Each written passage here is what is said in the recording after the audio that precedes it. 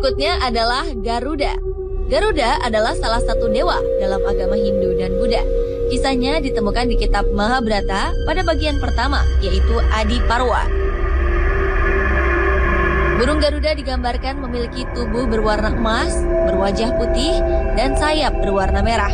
Paruh dan sayap burung Garuda sangat mirip dengan elang, tetapi Garuda memiliki tubuh seperti manusia. Ukuran tubuh burung Garuda digambarkan sangat besar sehingga dapat menghalangi matahari. Saking terkenalnya, burung Garuda dipakai oleh beberapa negara sebagai lambang negaranya, seperti Thailand. Dalam sejarahnya, burung Garuda ditemukan dalam bentuk relief atau arca pada beberapa candi terkenal di Nusantara. Misteri tentang burung Garuda muncul karena hingga saat ini tidak pernah ada satupun penemuan tentangnya.